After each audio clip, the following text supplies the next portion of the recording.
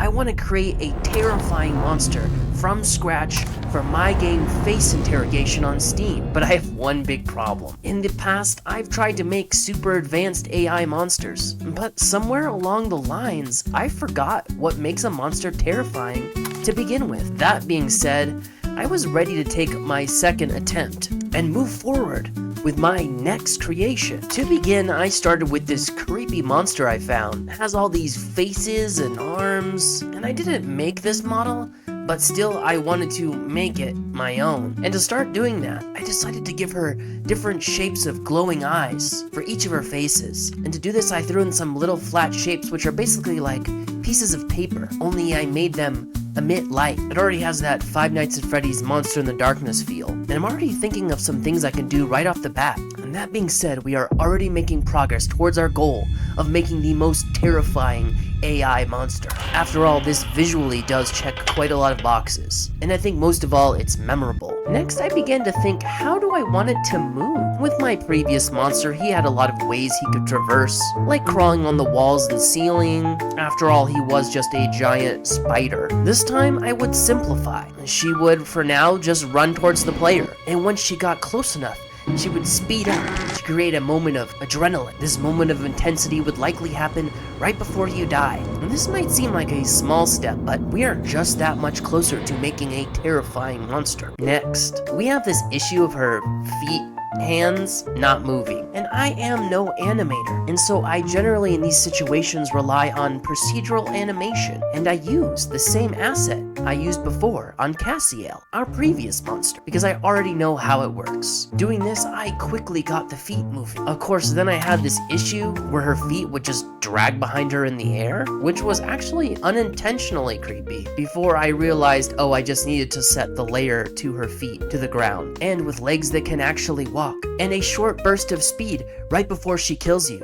We are getting closer to the most terrifying monster. Did I mention I call her Celine? This monster is from my game Face Interrogation, which is basically like a detective game. You have a bunch of choices like slay the princess, but it sort of plays like No, I'm Not a Human, with a heavy narrative angle. Anyways, I hid 10 keys to this game in this video, and if you find one, you can unlock it on Steam, and also make sure you wishlist it at the link below if you're curious about playing. Anyways, now Celine can move and walk, and that's just pretty basic stuff, but she's still just too stiff, kind of like my neck after working on the computer all day. Why am I getting old? So to correct this stiffness issue we're having, I will rely on this incredible asset I bought a while ago called the Bone Stimulator, which again uses procedural animation to sort of move parts of the body how bones and flesh move, and it adds rotation and jitter and vibrations. Now this seemed great at first, but then I had an issue where I made her too floppy, where the vibration was too high, she would kind of just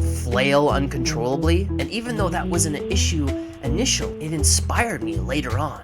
Just wait. Now, eventually, I dialed in the vibration for her arms, all 47 pairs of arms. I mean, look at this. And now she moves with a sort of organic feel. And now that Celine feels fleshy and real, she's just that much more terrifying, and we are closer to our goal. But she's still just too stiff. And on top of that, nothing about the way she moves right now feels original or unique. Then I thought of a sort of past behavior I created from my previous creation, Cassiel. He would stop and watch you. The only problem was, when players saw him stop, they would think he was getting stuck, because that's generally the only time we see AI stop moving, right? But I knew the idea was good. After all, we've seen examples like this from The Forest, and I realized the trick was to make the stopping look intentional. Celine can't look stuck. She needs to appear to be stopping on purpose. In moments like these, I like to think of one of my favorite games and movies, Silent Hill. Right now in particular, I'm thinking of The Nurses, and that's when I had an idea. And you remember before, I talked about figuring this out accidentally, and what I would do is I would crank up the amount of vibration from the bone stimulator, but when she stops, everything holds terrifyingly still, and with a simple script that detects when she's moving and amps up her vibration, and on the other end, disables it when she stops. This came out incredible, and this was maybe one of the most terrifying choices I made with Celine's behavior, and I discovered it by accident. This really took Celine to the next level, and I think she's more terrifying than ever. But I saved the best for last. Though first, isn't everything that is truly terrifying based at least partly in the lore? Well, Celine is a sort of god. She's also known as one of the ancient ones, and she's very neutral to you in a sense, almost cold. She doesn't care of humanity's life or death, only that life itself survives. And in a lot of ways, humanity kills a lot of things around us all the time. And since we are ourselves a threat to life, we may be viewed as a threat to Celine. And now that you understand who Celine is, let's unlock that final feature I talked about that will make her